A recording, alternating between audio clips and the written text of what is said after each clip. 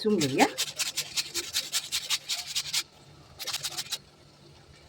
पाण्यात टाकून देते बटाटे, नंतर ते काळे पडतील.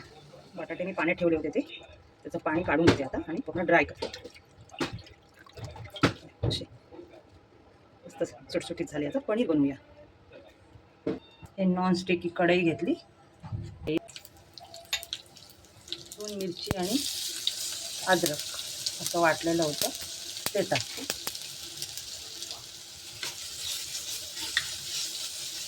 फ्राय करूया आणि त्याच्यात टाकूया बटाटे किसलेला बटाटा टाकून चांगला मिक्स करून घेते. चांगले फ्रेश वाटायचे. मिक्सरला नाही तर असंच कुटून घेऊ शकता तुम्ही आणि त्याची चव चांगली येते.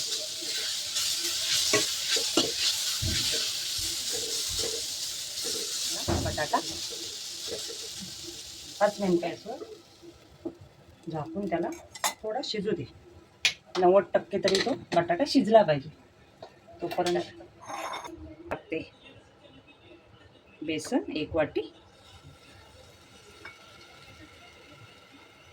बेसनचं बॅटर बनवण्यासाठी 1 वाटी बेसन.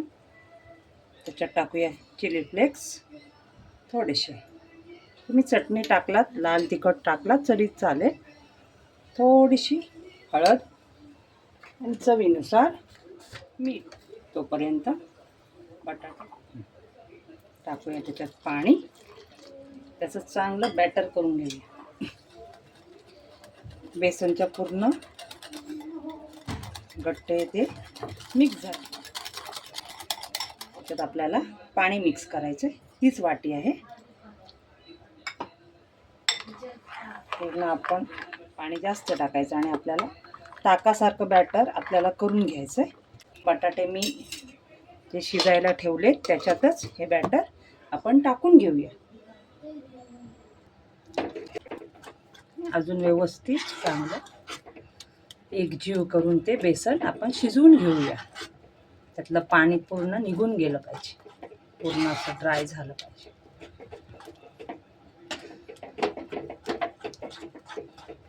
ढवळत राहायला लागतं सारखं बेसन.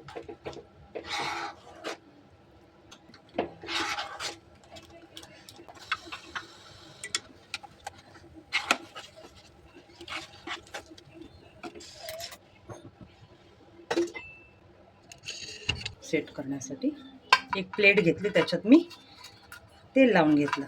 तेल लावल्याने ते व्यवस्थित सुटेल ना, चिपकणार नाही म्हणून.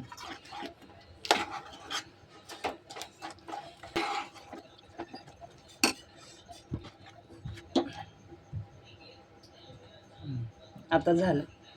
आता मी एक प्लेटीत घेऊन बेसन सेट करायला ठेवते बॅटर.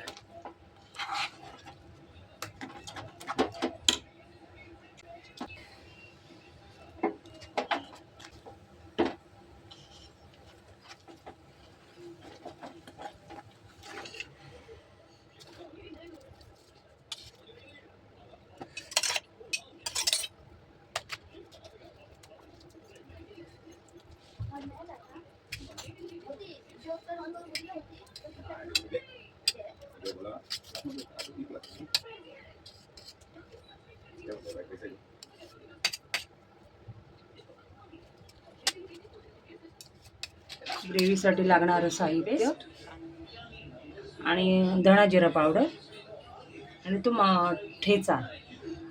तर पनीर असं घट्ट झालं मस्तपैकी. अर्धा पाऊण तास राहिलं, बाहेर ठेवलं आणि आता झालं घट्ट. हे बघा, असं कट करून घेते आणि बनवूया त्याची आता ग्रेव्ही, जशी आपण पनीरला बनवतो तशी. असे छोटे छोटे पीस त्याची आपण ग्रेव्ही करूया आता.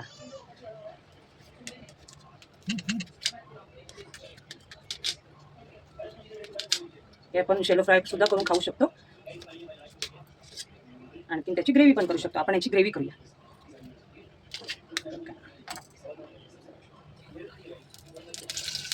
शॅलो फ्राय करून घेऊया.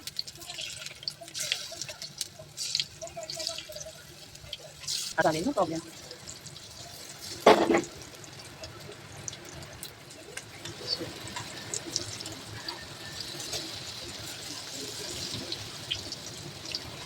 पलटूया छान.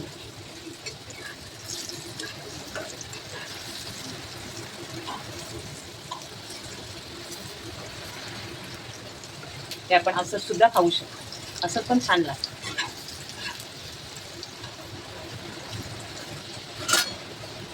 प्लेटमध्ये मी काढून घेते सर्व. आता त्याची आपण ग्रेव्ही बनवूया छान. तुम्हाला जसं असं हवं असं तसं खाऊ शकता, असं सुद्धा खाऊ शकता. ग्रेव्ही पण बनवून सुद्धा खाऊ शकता. थोडं फोडणीसाठी तेल, फोडणी,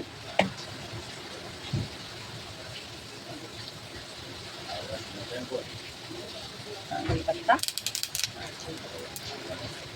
ठेचा केलेला, मिरची, लसूण, अद्रक त्याचा ठेचा टाकला. आणि आता टाकूया कांदा.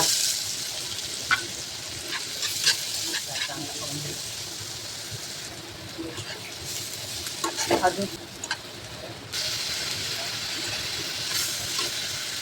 हाफ टेबलस्पून धणा जिरा पावडर. आणि हे चांगलं आपण तेलावर परतून घेऊया.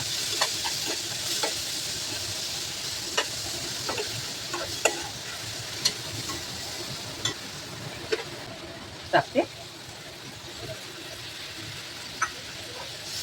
सर्व मिक्स करून घेते मसाल्यामध्ये.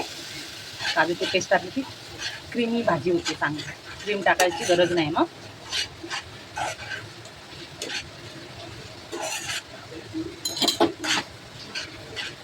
भाजी पातळ होण्यासाठी आपण गरम पाणी वापरूया. मसाले शिजू दे चांगले. हे पनीर तुम्ही करून बघा आणि मला मीठ टाकते, चवीनुसार मीठ थोडंसं ग्रेव्हीसाठी. पण पनीरमध्ये ऑलरेडी आपण मीठ टाकलेलं आहे, त्यामुळे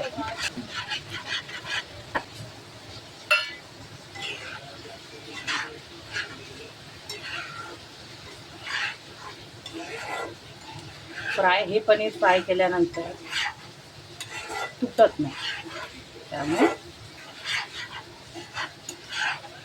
फ्राय केल्यानंतर आपण थोडं याची ग्रेव्ही केल्यावर ढवळले की ते तुटत नाही, म्हणून आपण टाकूया.